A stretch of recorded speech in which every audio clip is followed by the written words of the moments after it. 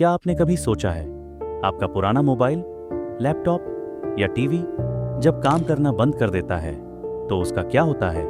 यही बनता है ई वेस्ट, इलेक्ट्रॉनिक वेस्ट। भारत हर साल पैदा करता है करीब 3.2 मिलियन टन ई वेस्ट और पूरी दुनिया हर साल लगभग 50 मिलियन टन। सोचिए, इसमें से सिर्फ 20% ही सही तरीके से रिसाइकल होता है। बाकी फेंक दिया जाता है, जला दिया जाता है या जमीन में दबा दिया जाता है। ई वेस्ट में छिपा होता है झर, लीड, मरकरी और कैडमियम। ये हमारे दिमाग, किडनी और फेफड़ों को धीरे धीरे खोखला कर देते हैं और ये जहर हवा, पानी और मिट्टी के रास्ते हमारे ही शरीर में पहुंच जाता है। क्या आप जानते हैं, एक छोटा मोबाइल फोन भी 40 से ज्यादा धातुएं और केमिकल्स रखता है। जब इसे जलाया जाता है तो हवा दूषित होती है।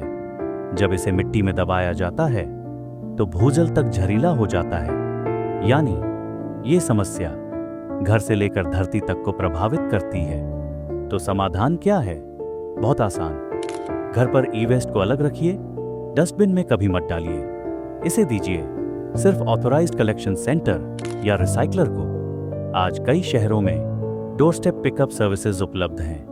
मतलब आपका पुराना मोबाइल या लैपटॉप घर बैठे ही सुरक्षित तरीके से रिसाइकल हो सकता है। आपकी भूमिका बेहद अहम है।